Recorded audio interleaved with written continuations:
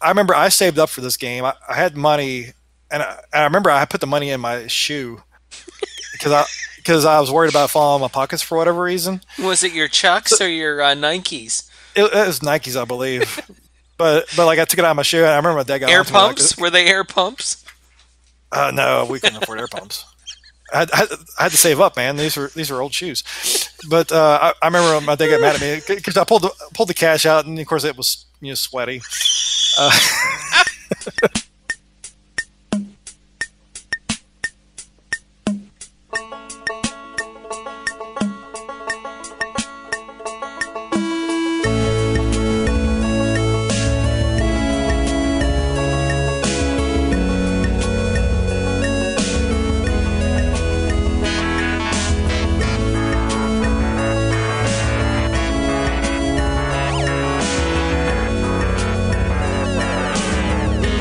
Welcome to RGCWV, Random Geek Culture in West Virginia. I'm a co-host, Mike Mallow. And I am your other co-host, Luke Hersey. Tonight, Hi, Luke. hi. Hi, Mike. How are How's you? it How's it going? It's magical. It's How was your magical. Christmas break? I got to sleep a lot and write a lot and do other things, pontificate the meaning of life, that kind of thing. I mean, knowing as long as I've known you, some of your best times is when you are going through a brainchild. You are thinking about a new book, you're writing something, even if it doesn't go anywhere. If it's almost like you have a overload of synapses and you have to get it down on paper.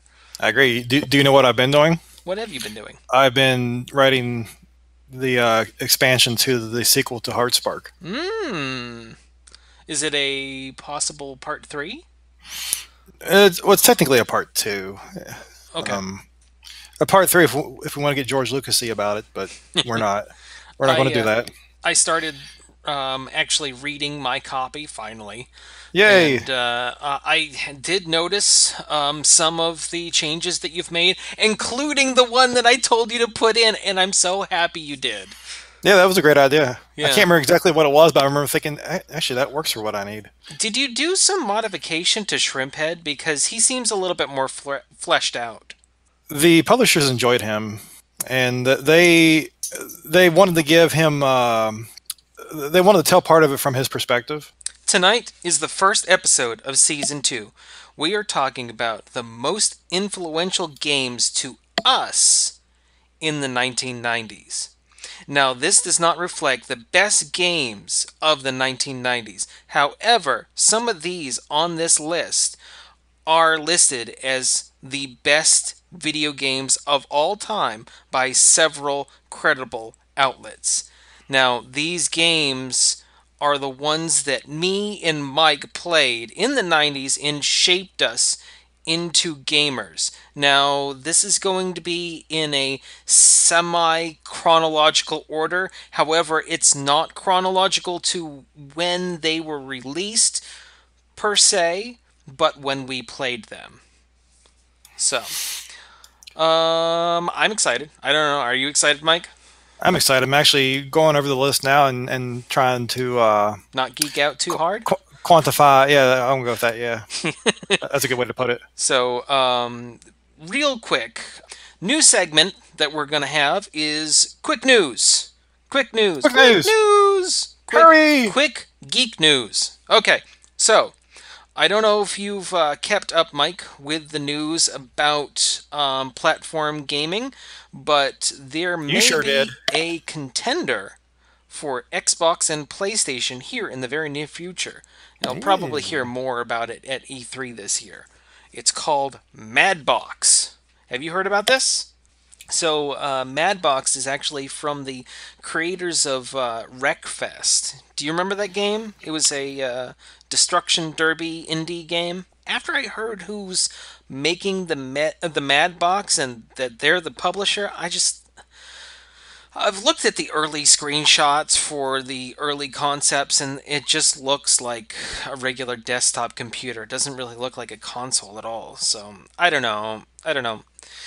I mean, but more designs will probably come in the next few months, especially since AMD and Nvidia just announced their new graphics processors. So I'm sure that's going to be in flux. So we'll see. That makes sense. Next thing, Nintendo is on Humble Bundle. Did you read that? I saw that earlier today. Yes. Yeah.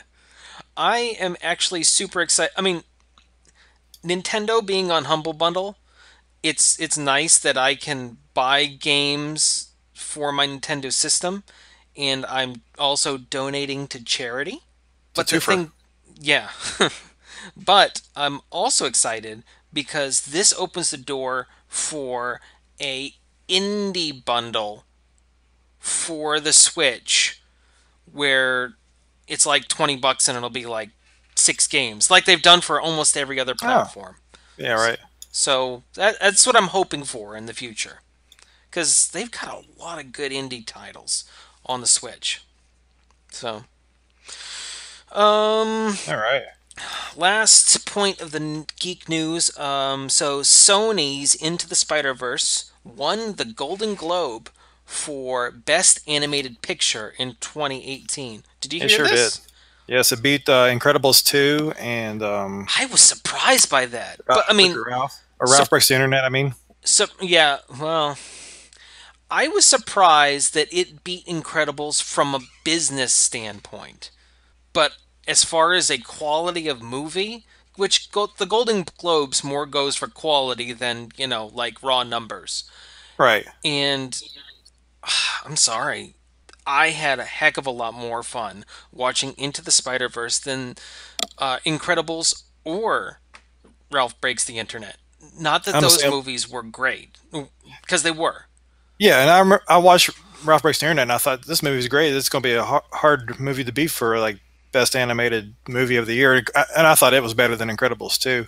Yeah, And me yeah, too. I watched Spider Verse over the weekend, and it was just blew my socks off. Yeah, it blew. I You heard me several times talking about how excited I was for this. In this, as excited as I was, I didn't think my expectations were going to be exceeded. I mean, this movie was amazing. I've said it to several people since that this is the best theatrical Spider-Man to date, and I stand by that. No, I agree with that too. If you took the best things from every Spider-Man movie up until this point, it still wouldn't be as good as this one. Yeah. In fact, this movie may have been all the best things from all the other Spider-Man movies. Now, Plus, it told a new story that was fresh and innovative. yeah. Now, okay. Before we dive into the list, I do want to make an announcement to our viewers. Geek Trivia is being retired. Yay! Not many people really cared for it. Me. I was trying out a segment and it just didn't work. And that's what I want to do here. I I, want to I, keep I'm the show fluid. I am not nerdy enough for geek trivia. Apparently, no. I will keep the geeking out thing if you want to do that. Yeah, in fact, actually, that was the next thing I wanted to do. Hot dang! So let's bye bye, Geek Trivia. Get on out of here! Don't let the door hit you. All right. You want to go first with Geek Outs? I will, and this one's very specific, so I won't take long. There's a song that I'm really into right now, and I should preface this by saying that this year coming up is my 20-year high school reunion. So I'm pretty gosh darn old. Wow, mine is coming up too. Yeah, I guess you're only like 2 years off me. Is it two? Yeah, it's two. It's Yeah, two. but there's a song called 99. It's by Barnes Courtney, and I've been geeking out about this song. It's just a great song, and if you graduate in '99, I recommend listening to it. And we were the first graduating class of this particular high school, and I don't think we had a official class song the way every class since has. Mm-hmm. So I've been retroactively pushing this song as our class song with the fellow alumni. My Geek Out.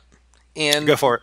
what's funny is you picked music because my Geek Out is also music. It's Oh, that's actually specific to this episode, though.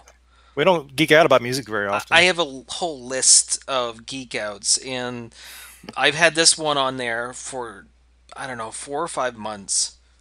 Hmm. Pretty close to the beginning. And I'm using it tonight. All right. The musical artist Boss Fight. Have you heard them? Oh yeah.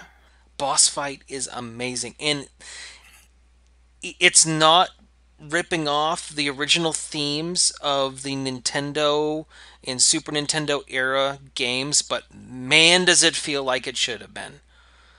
It just. Huh. It, I have been listening to Boss Fight like so much, and I didn't even know that it was that he was an artist until that game Rocket League. Have you played Okay. Rocket Yeah. League? Yeah. Yeah. I'm familiar with it. He was on, or one of his songs, Charge. Charge was on the intro for Rocket League for a while, and I was so into that song, loved it. But there's a bunch of good songs that he's done. It's All good right, stuff. we got to get started. Yeah. All right, this is our list of the most influential games to me and Mike for the 1990s. Now, what we're going to do is to make this fun, we're going to do this on a 5 point scale for each one of these. And the 5 point scale is not how great the games are.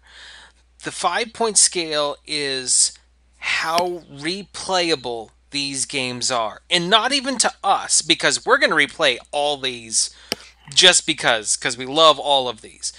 This scale that we're going to do a 1 to 5, 5 being the highest, is how much we think you guys should go and play these games.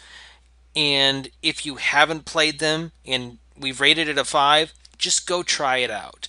There's a lot of merit in old style games. So, let's just start this off. Are you ready, Mike? I'm ready. Let's do it. All right. First off, and this game, as soon as I say it, you're going to be like, well, this came out in the 80s. Neither of us played it until the 90s. So, That's true. I don't think I played my first NES game until 1990. I yeah, think that's when I got my NES was 1990. yeah. And I didn't even play this on my NES originally. I played it at my grandmother's neighbor's house down the street. Huh. Um, this, of course, is the NES original Legend of Zelda. I tell you what, I mean, I had played video games before, and I had even played adventure games before, like Dungeons and Dragons on the Atari. It changed the way I thought about video games, and after started playing the first Legend of Zelda, I was hooked on video games from that day forward, Especially Zelda. especially Zelda. And it's as loose of a narrative as it had. It was still great for its time, and it had a way of telling the story atmospherically, not necessarily through text. I can And, see that. and it's such a great game, and That it turned the entire genre around. In fact, I think Legend of Zelda may have been a huge starting point for the entire industry. 1 to 5 scale, Mike. um, I'm good at 3. A 3? Yeah. I'm going to have to give it a 4. All I right. think everybody should play it. And you know what? With it being on the Switch Classics, if you have a Switch, you get it with your Nintendo Online subscription, you should just try it out. I'm not saying you have to, Mhm. beat it, but try it out. See where the series started. So, okay. Yours, Mike. All right. So my first one is Mario Brothers 3 for the NES. That was, of course, I really didn't want to put the original Mario Brothers on because I Yeah. feel like everybody would say that because that was, it came with the NES, so that was kind of everybody's entry point to video games, Yeah. especially Nintendo video games. But this list Eh, is more game changers to us. Yeah, and that's why I picked Mario 3 because Mario 3 threw a million more innovations at you from the original. You had a world map, you had airships. That was my first introduction to an airship, and that just blew my mind. Yeah. Um, and the gameplay mechanics were amazing. There's so many different things you could be the raccoon, you could be the frog, the hammer brother. That was the first one that really had like not just the firepower, but like suits you could wear. Yeah. And it may be that it had more suits in that one than any other Mario game. I'm not 100% sure. I know Super I Mario don't World didn't have that. up until like recent generation. Yeah, I think you're right. Now the Switch Mario Odyssey it has different costumes you can wear, but I don't really count that as the same thing Yeah. No. No, I wouldn't count that. because So, they don't really give you superpowers. It's just something else that you put on. yeah. Yeah. No, I agree. I agree. So replayability, Mike? I'd give it a 5. Okay. Uh, And that's one that if I'm near like an NES type thing and that's on there, I will play a little bit of it at least, yeah. and I can speed run through that one. I'm gonna have to give that one a 3. Even though that one is was great for its time. Makes So sense. this next one is XCOM. XCOM UFO Defense or Enemy Unknown, depends on who you talk to. You're always big on that one. Yeah, oh man, that game was so great. I The remember worst. sitting around the dinner table talking about XCOM with my dad almost every single night. One night, my mom just like flipped out because she couldn't hear about XCOM anymore because me and my dad were just playing that like crazy. It's a top-down strategy game. It teaches you like military tactics, formations, and stuff, and you're fighting against an invading alien foe. And Huh. it is such a intricate game.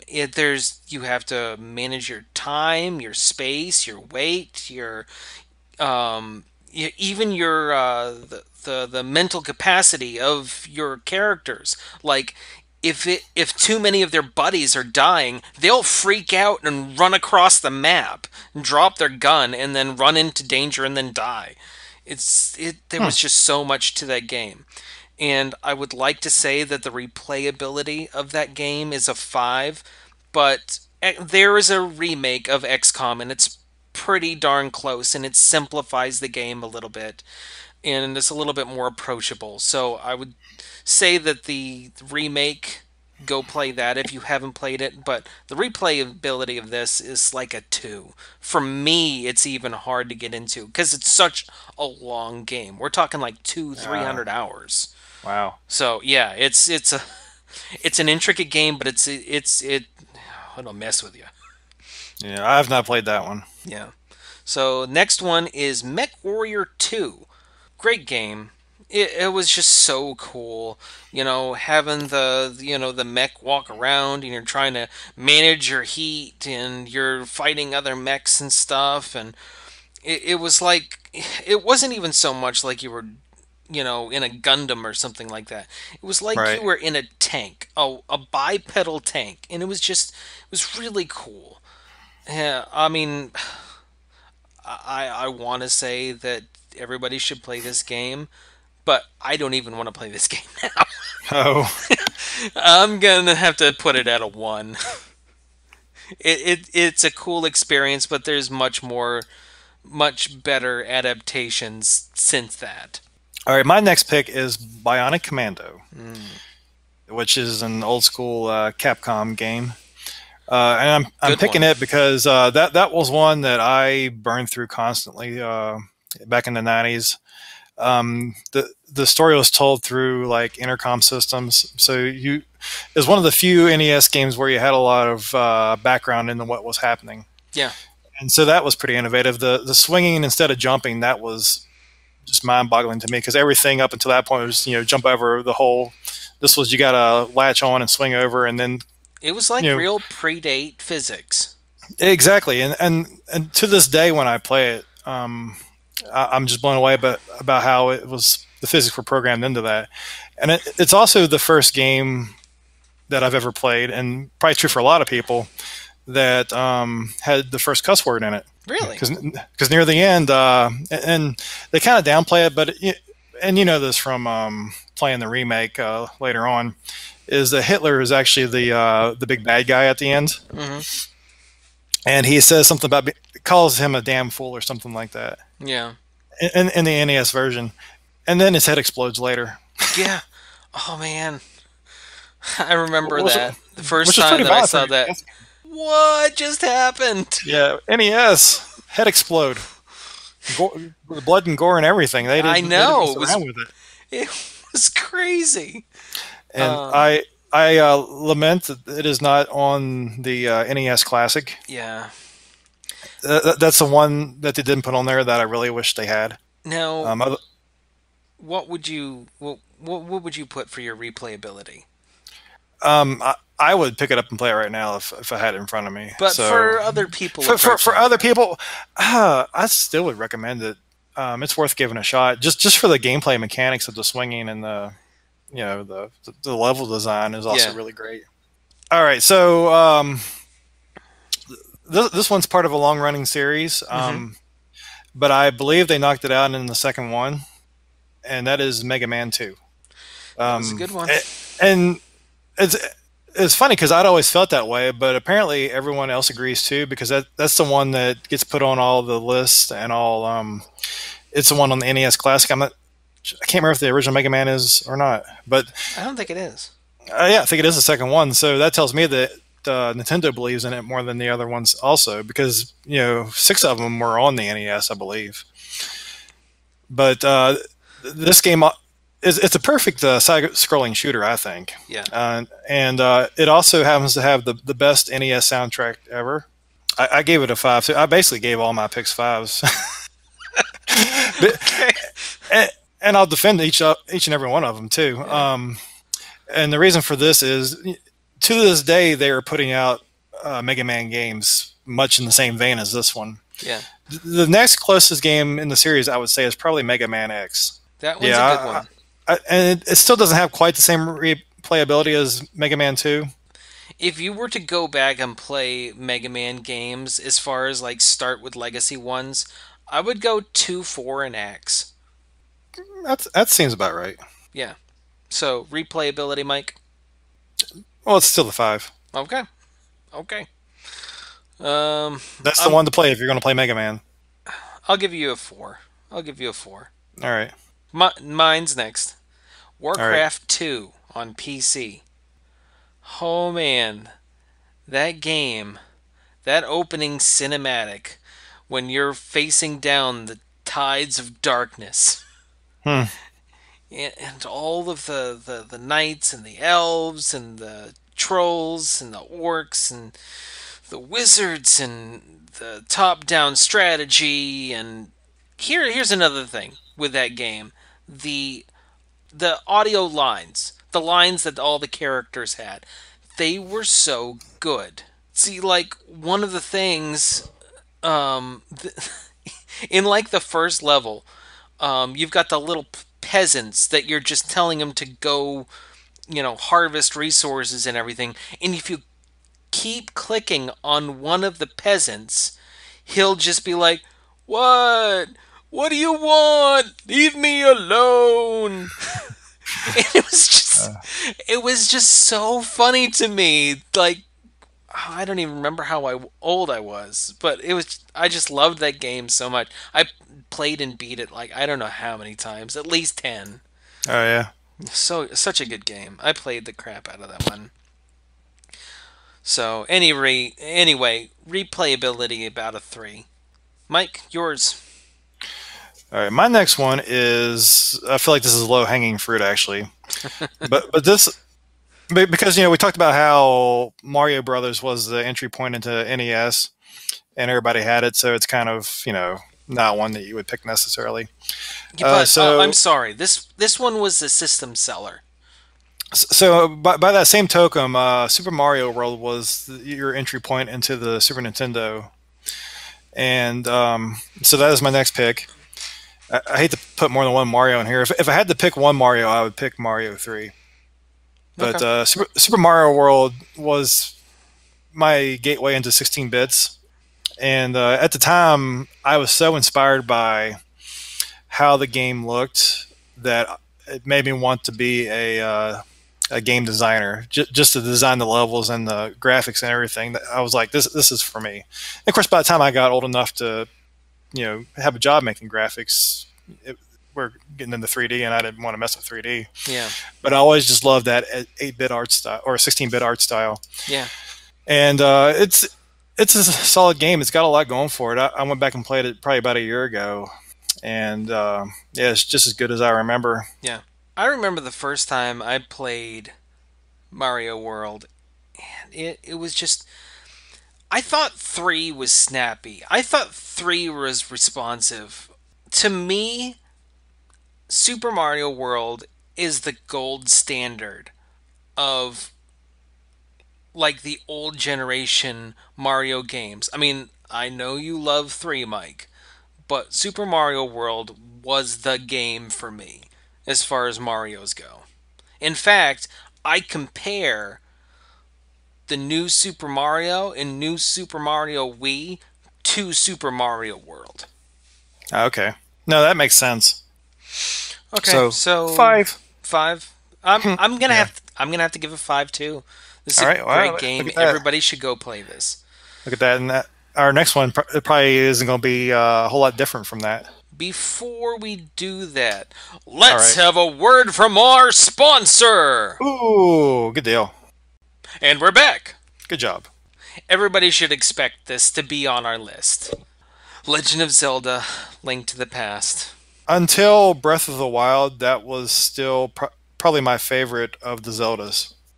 It wasn't mine, but it was in my top. It was in my top 3. Yeah, that was the first Zelda title that really nailed down what they wanted the Zelda series to look like. Mm-hmm. And I think that one and Breath of the Wild are the two that really kind of knock out the art style Yeah. from what it should be. And of course, you get into like the 3D era after that, and then it gets kind of they still hit the same style, but because of the graphic limitations, it's still not quite what it should have looked like, I think. Yeah. So going on with this, I mentioned the graphics, but also the way the story was told and the way the music presents the story. Mm-hmm. I remember that's probably the first game I'd ever played where I felt like I've had an emotional reaction to things, to what happened to characters or side characters, or just currently what's happening in that story. Like the way that it was presented and the music played just made me feel a certain way about it, especially when you're in the Dark World and you're seeing how the Dark World changed people. Yeah. Things like that. I'm sorry. This is one game that is timeless. Like, it always looks decent. The graphics hold up. The gameplay is amazing. It's all tight. So, I'm a 5 for me as well. 6. A 6. 5,000. Yeah. 5,000. Okay, next one.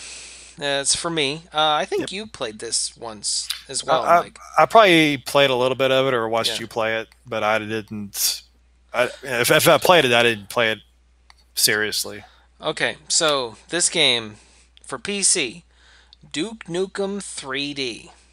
Now, I played some other 3D games before. We played Quake, played Doom. Wolfenstein, Doom, but man, this game, it there was the jokes that it made in it, the visuals, the weird looking aliens, the great guns was great. But this is the game that made me decide that I wanted to do something with programming. Now, I didn't end up doing like actual hardcore programming, but this is what made me. You were talking about how Well, I mentioned that about Super Mario World. that's what it was. That's what it was. Yeah. Well, this game, Duke Nukem 3D, if you went into the INI files, you could modify the strength of any weapon, any health pack, any enemy, or Huh. whatever. And so you could make your pistol stronger than your RPG rocket launcher. So All right. it was it, it was a lot of fun to mess around with that game. And not only did it have a real high replay value, but it was so much fun to mess around with it. I was actually super disappointed when the Duke Nukem Forever came out and you couldn't do any of that. I was like, Uh, oh, come on, guys, you're missing the point. So, but Duke Nukem 3D, it's still a fantastic game. It's still fun. I would have to say at least a three. all right. Check it out. Check it out if you haven't checked it out. So, all right, Mike, yours next. So this one gets kind of fun. Yeah. Um, because it's obscure and you won't see it coming. So my pick is Mario Paint. Do you remember Mario Paint? Are you familiar with it at all? Man, I didn't think that they could come out with a mouse on for a console and it would work. So Mario Paint. I got a Super Nintendo for Christmas, and I guess it was probably 1992. Uh huh. And I knew I was getting the Super Nintendo, so I wasn't surprised about that. I got Super Mario World, and I wasn't surprised about that. I got Mario Paint with it, and that one surprised me. And that was we had a computer at the time, but it was like an Apple where you still typed in the prompts to get stuff. So that Like an was my Apple first. II. Yeah, exactly. So that was my first introduction to a mouse. Um, I didn't know and that.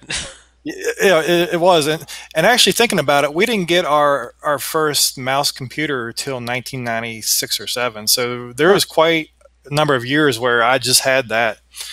But that game it was very limited in what it could do. But you could do rudimentary animation and music creation and things like that. This was my introduction to graphic design and audio, programming and animation, and all the stuff I've carried into my career, and when I look back at everything I've done, and I draw it back to this is my origin of being a graphic designer Huh. as a career. So in terms of like life value, this gets like a 5 million. you know. Um, so I would give it a one as far as replayability. So I don't recommend it these days, but for me, really meant something. It was a game changer in more ways than a video game could usually be. Yeah. Me as well. A one.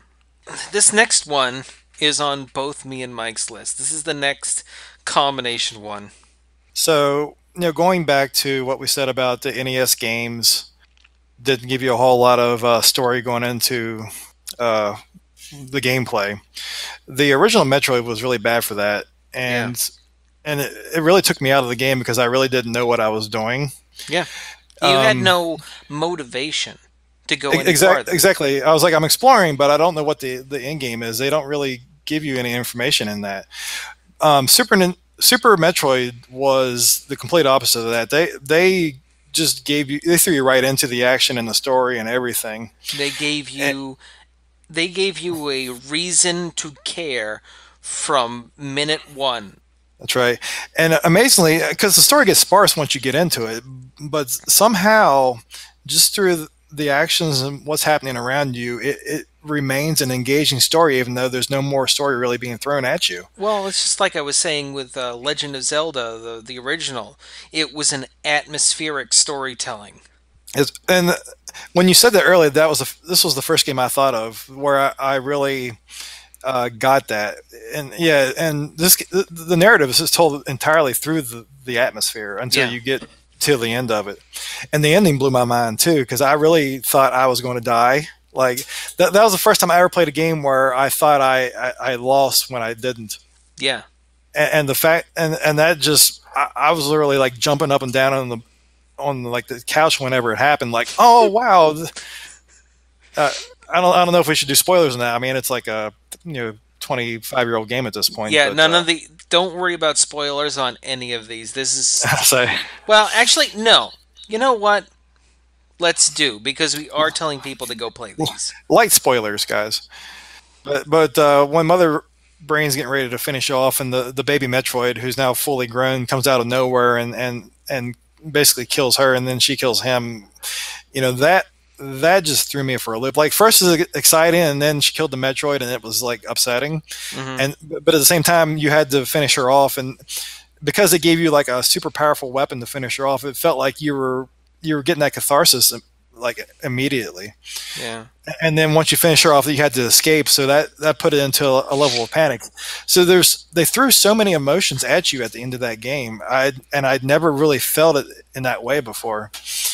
I remember I saved up for this game. I had money, and I remember I put the money in my shoe because I was worried about falling in my pockets for whatever reason. Was it your Chucks or your Nikes? It was Nikes, I believe. But like I took it out of my shoe, and I remember my dad got Air onto me like, pumps? Were they air pumps? no, we couldn't afford air pumps. I had to save up, man. These were old shoes. But I remember my dad got mad at me because I pulled the cash out, and of course it was sweaty. Uh, see, there's Did the guy just make you put it on the counter, or did he actually take it from your hand? Well, I took it out before I got to the counter, so he didn't know. Okay. So I mean, I was, how old was I? Maybe 12 at the time, 12, 13, somewhere in there. And I remember how excruciating the car ride home was. Like, so I just sat there and I just read the booklet the whole way. Yeah. And the only Kids two memories these days will never know. They won't. exactly. And so my only two memories of doing that were that one and another game that's later on our list. So Okay. I won't spoil which one that is. But also, no, I guess I'm done with the story. But yeah, I just remember how painful it was, like waiting to get it, because we bought it in Harrisonburg, Virginia, which is an hour away from where we lived. Yeah. So I had an hour ride back to get home, and Did he get and cart sick at all reading? I probably did, because I remember being in the back seat. So I usually got car sick being in the back seat if I wasn't watching where we were going. Yeah. So that gets a little personal there, but I think both of us are putting this as a 5 yeah, plus. this is another must play. Yeah. Okay. Here's mine. All This right, was my first PlayStation title, Metal Gear Solid. all I right. tell you what, if you haven't played Metal Gear Solid, Well, I played a it's little bit of it. At the time, I wasn't too much into the sneaking around aspect of it. yeah, but I mean So, that's where it came from. That's yeah. they're the first game that did it right. Hmm. I mean, Thief kind of did it, but they really got it right, and the narrative is so groundbreaking. In fact, I would argue that it was a starting point for a new type of narrative in video games. It changed everything. It made you feel like you were playing a movie. Every single piece of dialogue was gripping. The action, the actual acting of the your avatar of your character, it just set my brain on fire. I just love that game so much. And I mean, I was at school and I would just be thinking about that game all day. Like, oh, he was talking about this. Maybe he meant that, and oh, maybe he's over Uh, here, and oh, I wonder what's gonna happen to her. It's just it was so. I loved it. I loved it. And you know what?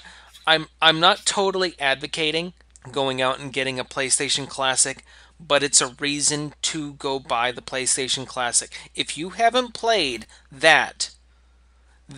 just that game itself is a reason to buy the PlayStation Classic. all right. So, um, I'm putting it at a 5. I think you're also calling this a must play. Yeah, it is a must play. Next one is also on my list. and it's a PC game. Half-Life 1. and I have played it. Oh man. Actually, I played it at your recommendation, Yeah. but I didn't play it until probably 2001. So even if I was like if it was a game changer to me, I couldn't add it. Well, you know what? But That's I'm glad you mentioned that because the next one on our list, the next one on our list, you have down, and I didn't play it until after the 2000s. So we'll get back to that here in a second. all right, I'll let you Okay. hop on my bandwagon on that one So if you would like. Half-Life, just like with Metal Gear Solid, it had a very engaging narrative. It was first-person shooter, so it was more of an atmospheric storytelling. There was a lot of Yes, lines, but because it was first person, you felt like you were Gordon Freeman from start to finish. And one of the things that was truly unique about this game was first person shooters, you had a level you were going through. right. This one, it was all just one big long. You had the loading screen that would come up every once in a while, but it wasn't a level break. It there was no levels. It It was a just natural break. it was just a natural break. Oh, you got onto the subway system and you're going on, or oh, this big explosion happened and now you're waking back up. It just they did it so well with its storytelling. And I remember the thing that impressed me most about it was that the game never cuts away from the character to tell you something new. Everything that happens narrative wise happens within the gameplay as you're moving along. And I was always impressed at how they managed to keep everything on rails as it went along, because you felt like you had open world freedom, but things kept happening right in front of you that you would think, oh wow, I guess I'm going the right way after all, or something like that. or I have And no that choice but to go this way because everything else just blew up. yeah, exactly. And And that's what impressed me about it. I wasn't too keen on the gameplay, and I kept expecting it to get to the end and not get to the end. And then when I did get to the end, it was weird, and I felt weird about it. yeah, And I did finish it. but see, that's one of the things you're talking about, the weirdness and everything. And truthfully, that's one of the things that I really liked about this one, even more than the second one, because the second one I liked better, but it would just every time something weird happened, it just really surprised you. For instance, in just a little mild spoiler, after the initial explosion, after the resonance cascade, then you had all the head crab zombies and stuff like that. First time you walk out and you see one of those, you're like, "What the heck is this thing?" And there's Yep. several surprises like that through this game. And the ending is kind of along that same vein where it's something that you completely do not expect at all. I'm gonna say a 5 for this. All There's right. a remake of this in the Half-Life 2 engine that Mm, is not bad. It's called Black Mesa, but I prefer the original better.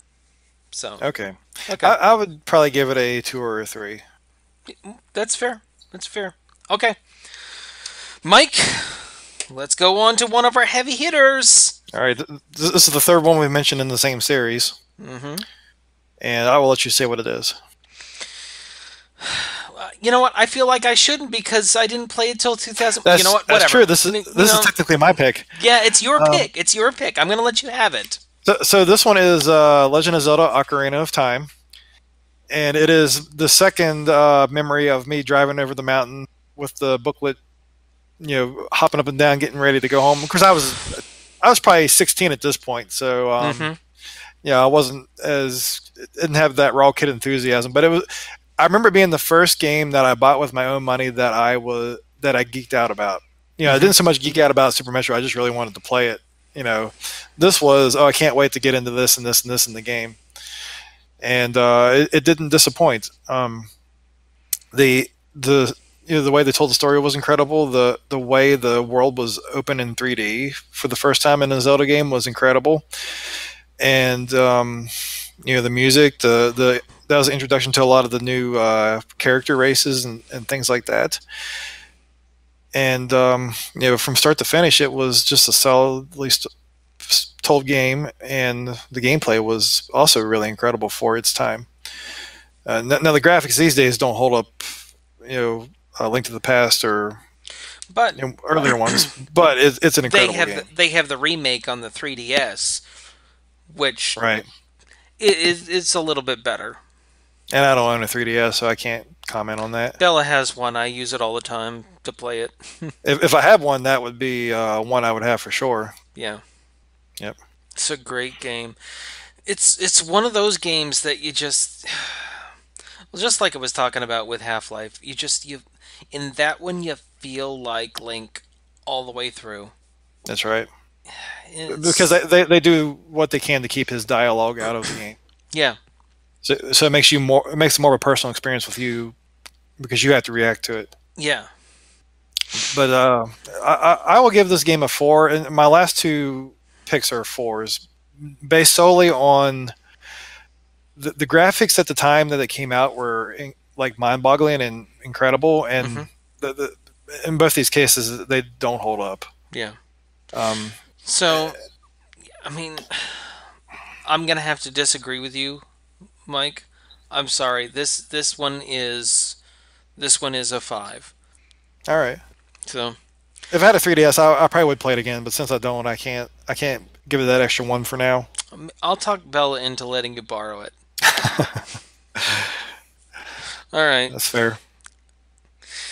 All right. My next one, Castlevania Symphony of the Night. The second best Metroid game. Second best Metroid game. It is a Metroidvania, and it is so good. It took a good concept of the Castlevania games, and which was kind of a rail game, and turned it into an RPG, and Yep. it changed the whole story. It changed the whole game. And I even saw a quote from them at one point, where one of the creators that said they basically come up with that design because they weren't making a Metroid at that time, and there never was a 32-bit Metroid. Yeah. That game was just really good. It was really good. Uh, and I mean, I played some of the Castlevania games. I was never really into them. The one for Super Nintendo was pretty good, but again, Yeah, it was on a rail. yeah, exactly. You kind of just continued through the castle. This one, you literally had to go from here to there to the other place, and then, oh, wait, you can get there now, and oh, you can jump a little higher. And it's just. And the graphics Yeah. were mind blowing, and just the way that the characters moved, and it's just. Now I had never played this one, but I did play. I'm trying to look it up here real quick. It Circle of was the Moon? yes, Circle of the Moon, which was probably the next closest one to that, and I love that one. Yeah, a lot of Um, people really liked that one. Symphony of the Night, though, if you can get your hands on it, because it is a hard game to get your hands onto, that's why I haven't played it. if you can get your hands on it, I'm going to say 4. I'm going to say a 4. All right, It's such a good game. It's so worth playing. Okay, next one, GoldenEye. GoldenEye, Slappers only, odd job. Slapper's only odd job. I mean, this game started just like a lot of the games on this list. This game started an entire new genre of video gaming. It Yep. started the first person multiplayer, and I don't really understand why it was so good, because there's other similar ones to this, even similar games that came out around the same time, but for some reason it was it was the best it had ever been, and it just felt so good from the first time we turned it on. I'm actually sitting here reminiscing about it, I was in and, a, Go ahead. I didn't have it on my list, but it was a very tough one to not put on my list. In high school, I would constantly go over to my friend Nathan's house, and we would stay up all night, every Friday night for, I don't know, a year, just playing that game until like 3 a.m. It, and then we would wake up the next morning and watch Austin Powers Yeah. almost every Saturday or every weekend. It was ridiculous. We played the crap out of GoldenEye. We And just I, could not stop. and not just the multiplayer. I remember going through the single player mode dozens of The times. missions were great too. They Yeah. really were. Well, and they give you different objections to complete based on the difficulty level. Mm-hmm. So you had a reason to go back through it over and over again. Yeah. So, um, unfortunately, though, okay, I did a gaming tournament a couple years ago, and I played GoldenEye, and I tell you what, it's still fun on that controller. I don't know, Mike, if you've Mm. tried to play that on a different controller, but it is not fun. It is not fun. Yeah, in my mind, I'm thinking like the current setup, like with like the PlayStation, where R2 is shoot, and you know, I feel like every shooter these days has the same button configuration. Yeah, Where the N64 had that button underneath that you used to shoot, and they just don't have underneath buttons on controllers. no. That's probably pretty much the only one that did, I guess. I'd like to say that this is a 5. I would like to say it's a 4. But, it breaks my heart. But I kind of putting it at a 2. It it's just Two, one of wow. those things you had to play it then. You know what I mean, Mike? Yeah, I can see that. I was going to give it a 3 for the multiplayer and a 4 for the single player mode. Yeah.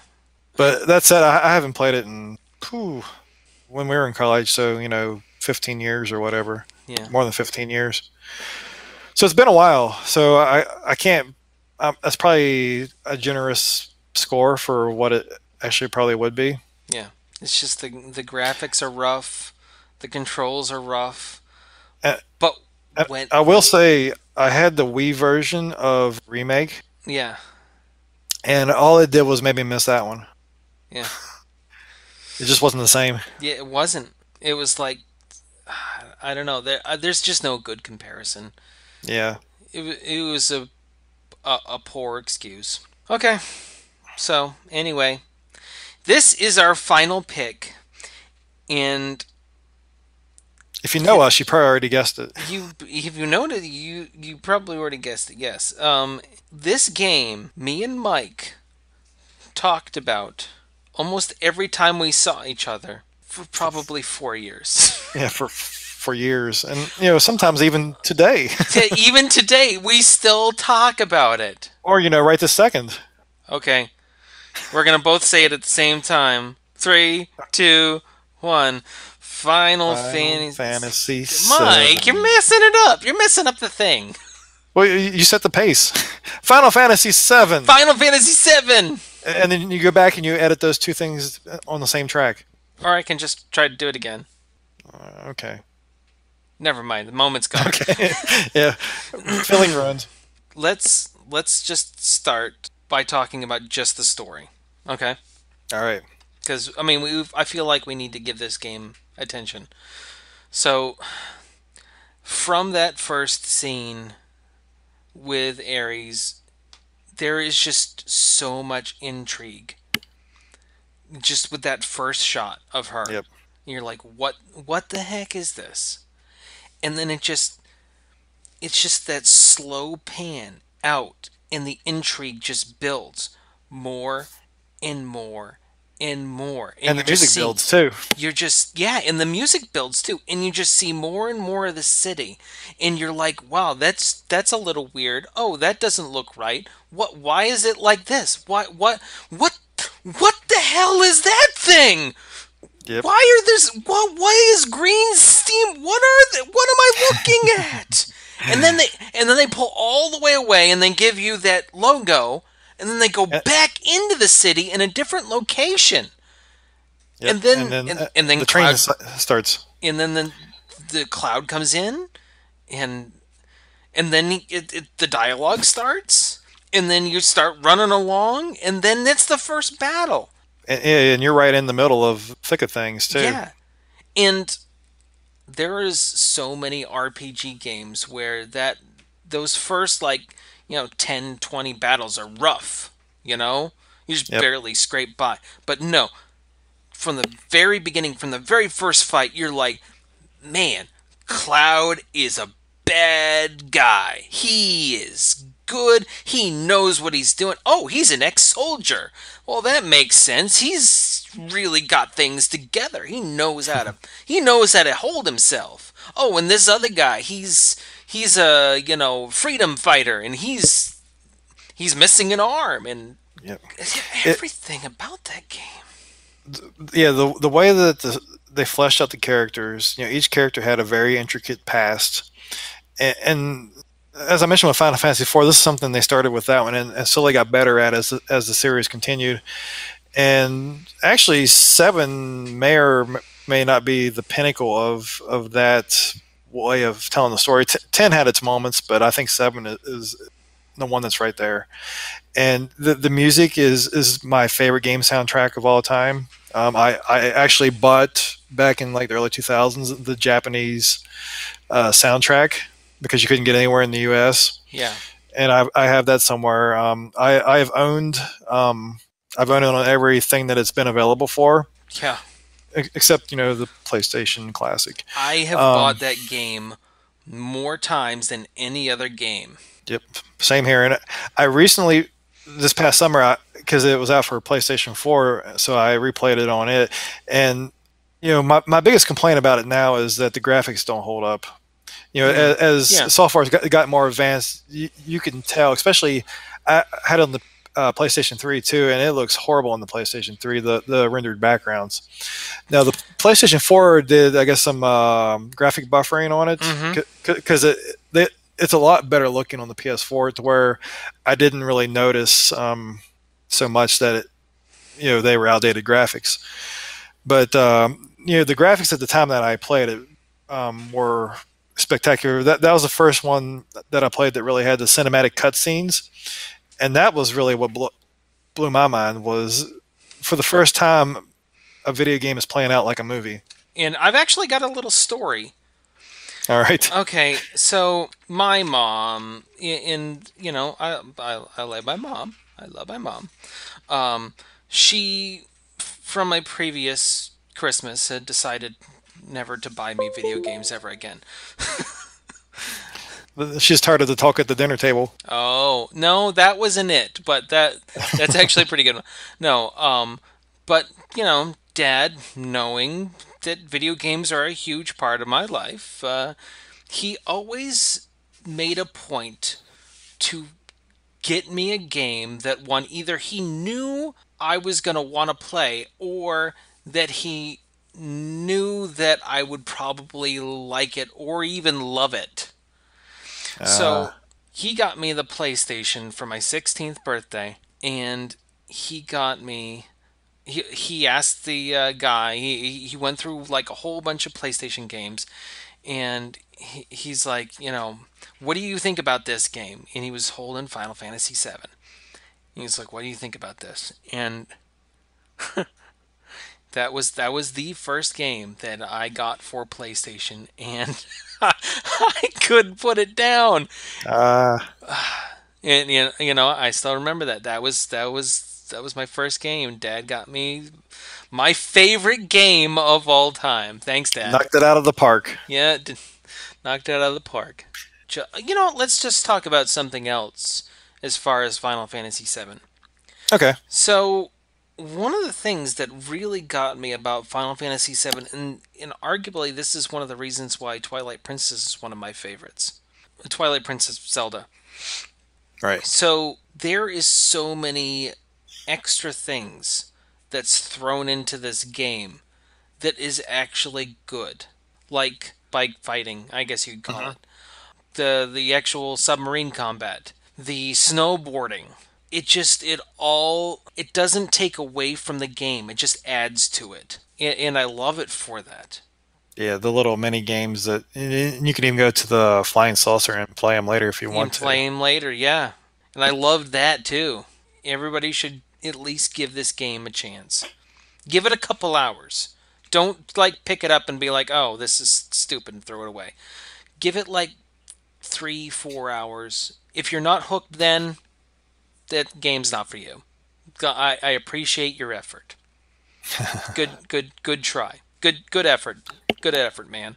You're allowed to be wrong. All right. So anyway, I hope you guys have enjoyed our list of the influential games to us from the 1990s. I hope these will give you a few games that you never considered trying out, but might want to try out just for the heck of it, just to Or if see you where the genre came from. or Go if you want ahead. to argue with us online, that's okay too. Yeah, that's true. And if you want to argue with us, you can argue with us at randomwvgeek at gmail.com. Again, that's randomwvgeek at gmail.com. If you agree with our list, I'd love to hear from you. And then, of course, if you want to leave a voicemail or send me a text, uh, the number for us is 304-566-9777. And as always, welcome to the end. Welcome to the end.